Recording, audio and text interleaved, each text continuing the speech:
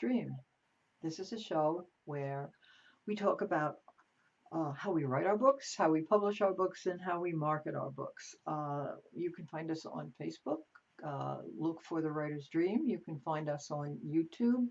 YouTube's a little bit more complicated. You have to put in my name, Linda Maria Frank. I am the author of Annie Tillery Mysteries. Put in the full name, my picture will come up, click on the picture, and you will see approximately 200 interviews, most of them local Long Islanders. There are a lot of writers on Long Island. In fact, in the square mile that I live in Massapequa, there's 5 of us. So it's pretty exciting. Anyway, if you are a writer or a reader and you're interested in how books are made and what writers are thinking, this is a good channel um, to key into. I also put the shows on Cablevision. That's channel 115 at 2:30 on Thursday afternoon. So we're all over the place. And today we have a wonderful author with us, Theresa Dodaro, and she has written a number of books. She is an author, um, and she is also an amateur genealogist. She does genealogy for people, which I think is very exciting. I'm a science person, love DNA, so I love this stuff. So, Theresa, today, list your books. Tell us all the books you've written. My first book, The Tin Box Secret, came out in 2015, and it turned into a trilogy. The second book is The Hope Chest, came out in 2016, and then Reawakening in 2017. And then I wrote a separate book, The Porcelain Doll, in 2018. And then my latest book is The Bayman's Daughter, came out in 2021. Well, you've been a busy lady. So today, I think you wanted to feature The Bayman's Daughter, but Yes. you may speak about any of your books at any time. So, of course, we go to plot, character, and setting. So, give us the elevator pitch for The Bayman's Daughter. That's one sentence, and then you can go into detail. It's a time slip novel about a teenage boy who goes back in time to from 2012 to 1912 and meets a girl at John Ellis Roosevelt's summer home, and he is the first cousin to Teddy Roosevelt. Okay, so what's time slip? I've never heard Um, that term before.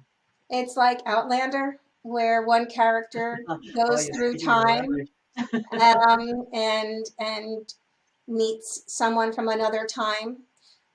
Being a genealogist, that would be my dream, to Yeah, go back well, in time and meet relatives that lived, before I was born.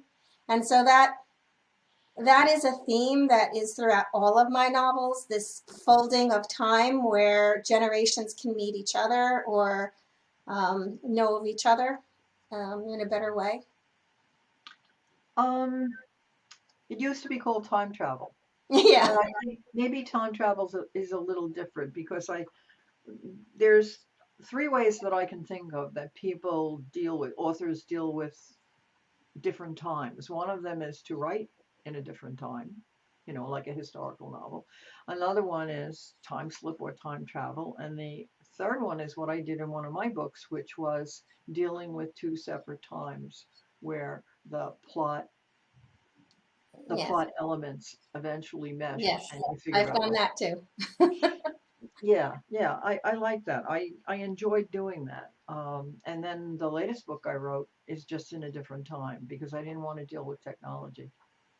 So I Yeah. didn't. I wanted to have the plot to be simple. And so, and I know some authors take advantage of the technology and really, you know, write a book that's very good as far as technology is concerned. So, all right, tell us more about the plot. Well, You can weave the characters in, maybe that'll make it yeah, easy. Philip is 18 years old when he goes back in time. A few months earlier, he was in high school and he had an assignment for his photography class, and he was supposed to. It takes place in Sayville on Long Island, so he was supposed to go down to the park and the water and take a picture of the sunset. And there was an old man sitting there with an aide next to him, And he asks the old man, can I take a picture of you with the sunset? And the old man says yes. And after he does, he comes over to talk to them. And the old man hears his voice. And now the old man is so old that he has cataracts. He can't see well, but he hears his voice. And he takes this bony finger and pushes it into his chest, Philip's chest, and says, I know you, Philip. And Philip is like, well, it's a small town, you know.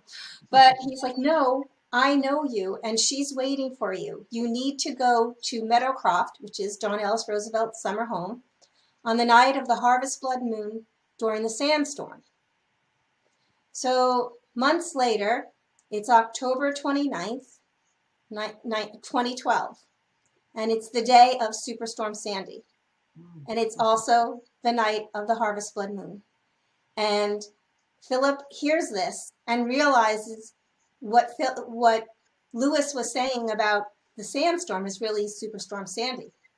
So he gets on his skateboard, he skates over to Meadowcroft, and the storm is starting to come, but he hears this girl crying for help and a dog yelping in pain. So he runs into the woods and he sees this girl and this dog whose paw is caught in a raccoon trap. So he helps open up the raccoon trap.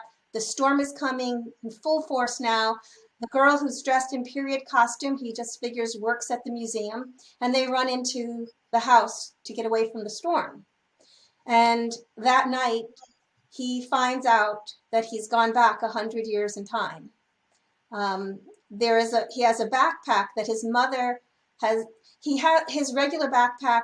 His mother tells him before he leaves the house, it had a rip in it. I'm sewing it. Take your old backpack, and he shoves a flashlight in it. But there's other items in there he's unaware of. That night when he's opening up and he starts looking through it, there's a letter from his mother because she knows he's going to go back in time because it's history. It's already happened.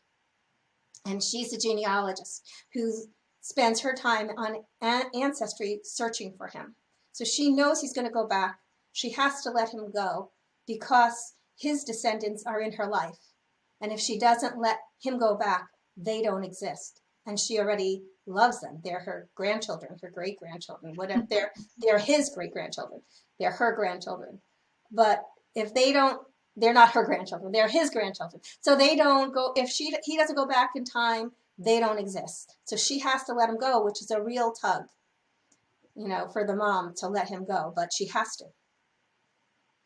So who do you base your characters on? Philip is based a lot on my son. He has a lot of the same characteristics. And Grace, who is Philip's mother, is really me letting go of my children, imagining them having to go somewhere so far away that I would never see them again. Again, with genealogy, I think often of the parents who had to let their children go across an ocean and never see them again and never see their grandchildren, and the slow process of writing a letter and it reaching.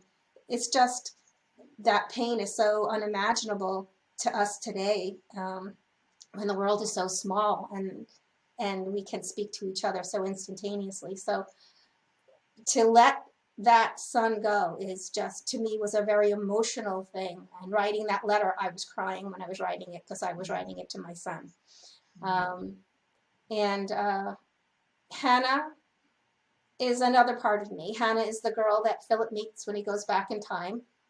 And She's in each of David's my daughter. books, I deal with some challenge that I've dealt with in life. And Hannah is a reporter eventually is a reporter for the Suffolk County News. And she is writing about timely events, such as suffrage and later on prohibition. And she takes stances that aren't popular at the time. And she gets a lot of backlash from people who live around her, from possibly family members, but also from community members. And there are a couple of women who were real. Ida Gillette really lived here, and she was an inspiration for a lot of people. And Alva Smith Vanderbilt Belmont, who's was a very wealthy, rich woman who A lived in suffragette. this area at times also. She built Idle Hour in Oakdale. And they both tell her, you have to hold your head up and be who you are and show people who you are, because if you don't, people will believe what they say about you. And if you keep your head up and you keep going strong, then people will see the truth. And so it's a difficult thing to do. I've learned it's a very difficult thing to do, but it's something that you need to do if you want people to know who you are, what your heart is saying, and not what people say about you. So, who is the Bayman? Oh, Yeah. well, I live in Sayville in a house that was built in the early 1900s, and there was a man who in 1915 lived here whose name was Andrew Tuthill, and I changed his name to Andrew Trumbull.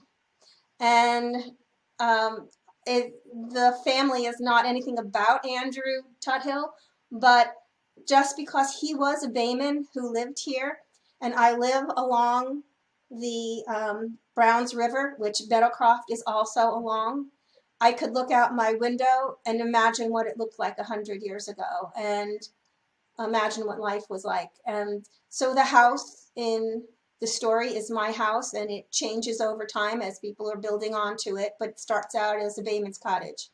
So that's the Bayman's cottage. And is Hannah the Bayman's daughter? Yes. Okay. All right. Hannah's the daughter of a Bayman, Andrew. She's also the daughter of a maid who works for the Roosevelts. Hmm. And she witnesses some really tragic scenes at Meadowcroft that really did happen. And she's also befriended by the Roosevelt daughters, and she becomes like a little sister to them. And that puts her between these two worlds. She's really not, she's not part of this wealthy world. She's the daughter of a Bayman and a maid, but she doesn't understand as a child that that's not her life. She comes, that's where she lives half of the time because she's always there with her mother. And so it's as she grows, she realizes that she doesn't quite fit into either world. Okay. So you have managed to weave a story that does it end up as a romance? There's definitely romance is definitely part of it between Hannah and Philip, but I Okay. don't. My No, it's not stories a are about romance family. novel. That isn't what I mean. It's not a romance novel, but you managed to weave romance, genealogy, history, and time travel all in one book, which sounds very interesting to me. And the core of it is family.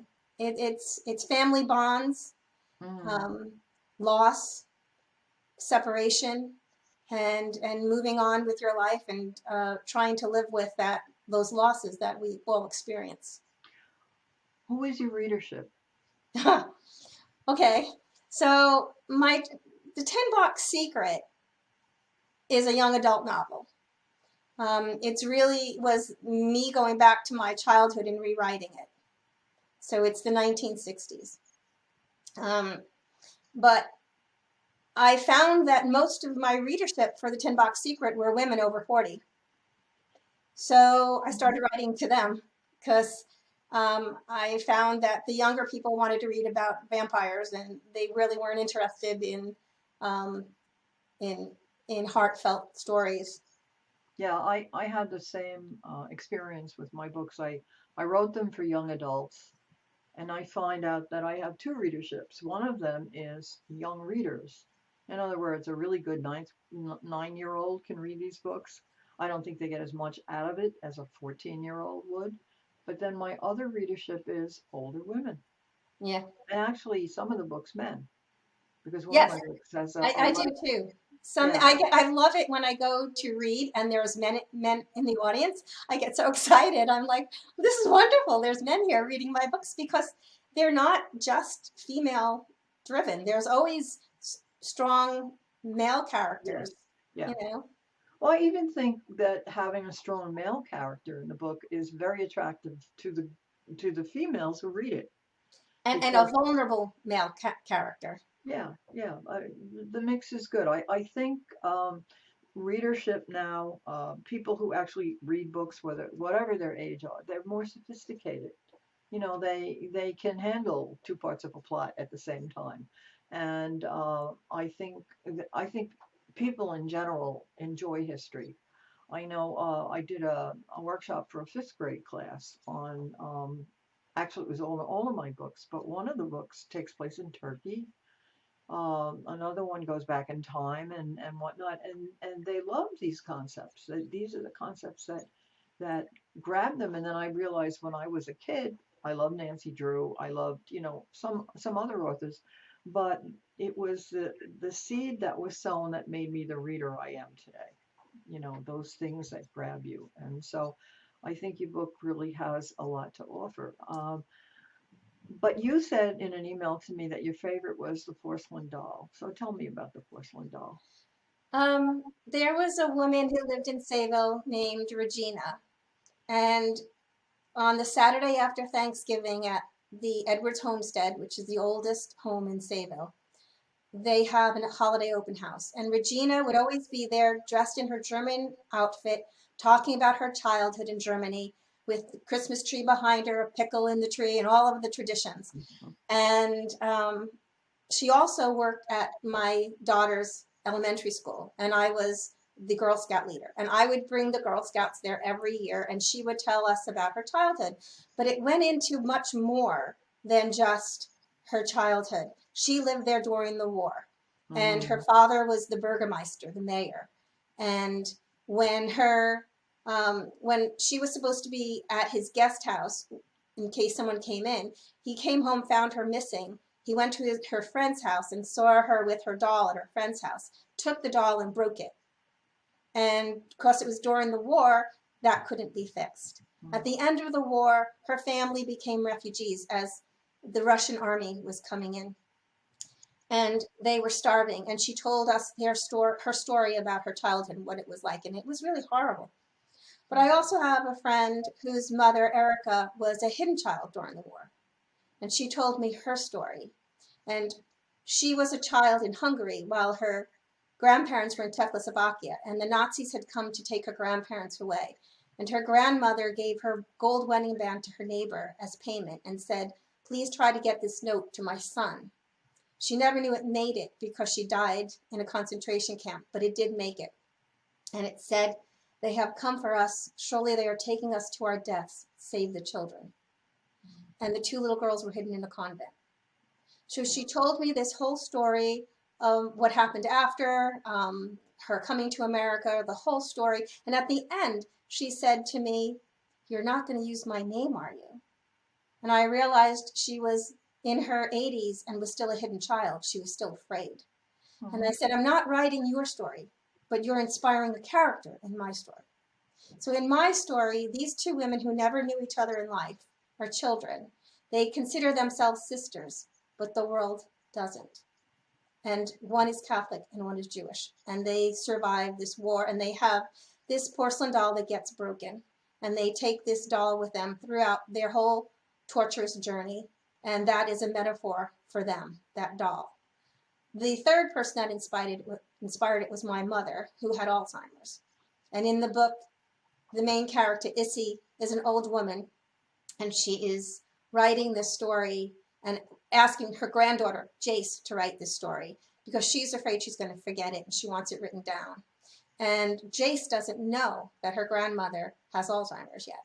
So it goes back and forth between the World War II time period and the current period with Jace. Jace has just lost her fiance in a car crash in which she was driving. So she has guilt. Her grandmother has survived when so many others have not. So she has survivor's guilt. So the first line of the book is, "It is one thing to live with grief. It is quite another to live with guilt." And both women are trying to find purpose in their life, why they are still here and why this is going on. And this comes from my own life because I was very ill in 2002, and it was shortly after 9/11. And I was in the hospital with sepsis, and it was strep in my blood system. And I was in congestive heart failure, respiratory arrest, renal failure. I was put on life support. I was put into a coma. And when I lived, when I came out of it, I felt, why do I get to live when so many other parents didn't?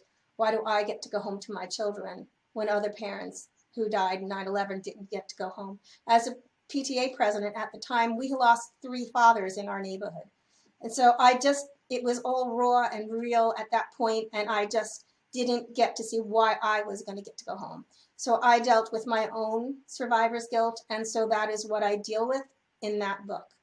And so every one of my books is cathartic in some way for me. Yeah. And I think while you were talking about the two ladies of World War II, those people are so old now. Most of them are gone, and they're so old, and their stories are so important. And that's why it's so great that writers write their stories, because if we forget their stories, we forget the lessons of history.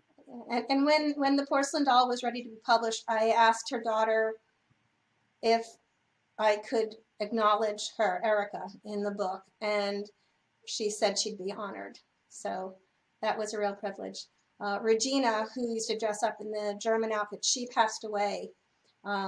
So when I finished writing the book, I went to the Edwards homestead, and I gave the book to her daughter and granddaughter. So felt like that was full circle. And there's a picture of us with me giving it to them, and there's orbs all around us. So I like to think that that was Regina being there. She probably was. I'd like to think that after you pass over, that you can go anywhere you want. I'm going to take all those trips I've always wanted to do. And it's my So favorite book. how I can see why. So how are you marketing your books? Well, You're traditionally published, correct? Or I'm you self-published? self-published. You self-published, okay. You're one of us. Yeah, I've sent my books out many times to many literary agents and have been rejected. And um, I remember putting out that first book and pressing go and being terrified. Um, I had before that started a blog, and I had a huge audience for my blog, and that was just about life experiences, genealogy, family stories, different. It was started as it's called Raising Drama. I started it when my daughter was turning 13 and I was terrified, but it morphed into all of this other avenues, and I just have such a large audience. And so I started taking the things that I was writing in there and putting them into a novel, which was my first novel, which was going back to my childhood and writing about what I did in my book was to resolve issues that couldn't be resolved in life, that weren't resolved in life. And that when that was published, I didn't know if it was good or not.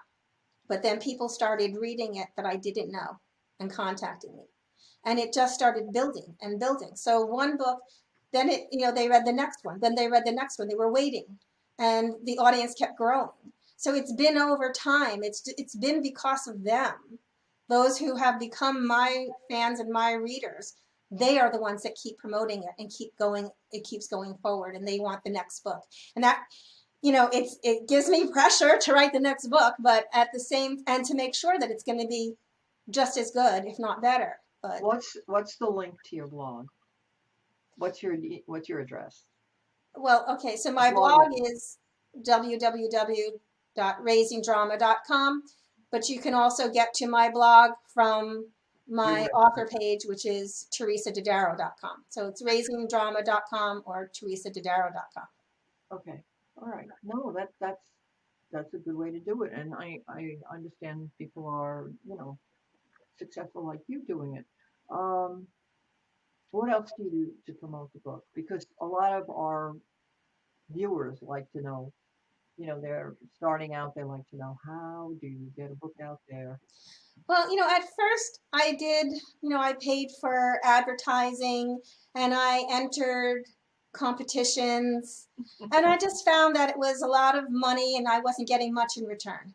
Hmm. I started doing book talks at libraries, at assisted living homes. They Yeah. are an audience that is there. You don't have to worry if they're going to show up. Audiences like that, finding the audiences that are there, going to pilot clubs or different community organizations where you know there's a meeting and you know that people are going to be there. And then talking to local businesses and asking if they'll carry my books. Mm. And it you keep building on whatever you did. You have an interview, you have a newspaper article written about you, and you just keep going and you put that all into your website, proving who you are. The reviews prove who you are. When people start reviewing you and they are people you don't know, you can't trust your family and friends. It has to be someone you don't know. Well, it's not really their job, right? Um, do the books that you read, because I'm sure you're a reader, do the books that you read influence your writing?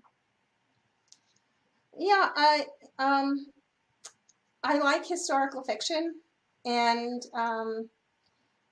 the the book that started it all. I'm trying to think of the name of it because I can go blank pretty quickly. Um, oh, Time and again? yeah, oh, it was the Secret Life of Bees, Oh, okay. and that story, going back to the early '60s, I was so captured by it. Either you know what's going to happen and you can't wait for it to happen, or you don't know and you can't wait to find out. And that's the kind of thing that keeps me going. And that book was so personal. It was so revealing to the characters' feelings. And I just was so captured by it. And that's when I decided that's the kind of book I was going to write.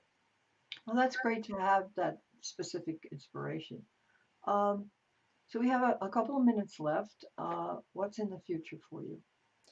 I'm writing a novel believe is going to be called Fortune and Shame, and it's based around Connecticut State Park, which was Mm. the Southside Mm. Sportsman Club, and that is the reason that all the wealthy men came out here. Yes. So it's going to be taking place in the 1850s, going up to about 1900, and I'm dealing with different characters that are going to all come together at some point. Um, but you're going to get different points of view from different characters, and then it comes together. But it's going to tell a story of this area, again, because I have a huge following in this area, but it's also little known history, which is what I love to Mhm. Yeah. reveal That in was a my men's stories. hunting club in there, wasn't it? Yes, the The, Southside the Sportsman Club. building. Yes, Yeah. Yeah. which is That's a, fascinating. they have the hiking paths are great. Yes, Yeah. and there's a very old church on Montauk Highway, St. John's Episcopal Church, that was Mhm. there, before the Revolution. So that is also part of the story. The Yeah, I love Nichols Sable. family. Sable is one of my favorite towns on Long Island. It's such a quaint place. I kept my boat there for a while. So, in Weston's, I don't even know if Weston's is still there.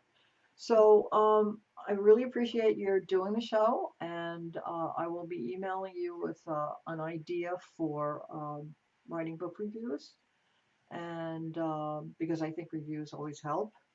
And any last minute advice for?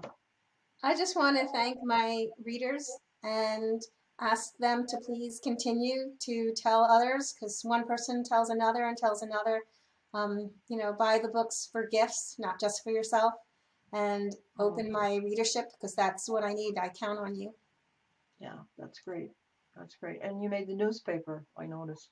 Actually, Yes. my friend noticed, gave it to me, and I mailed it to John Carr. So, so you got into his newsletter. Okay, so thank you, Teresa. And Thank you, Linda. if you do another book, you could certainly come back on the show. Thank you.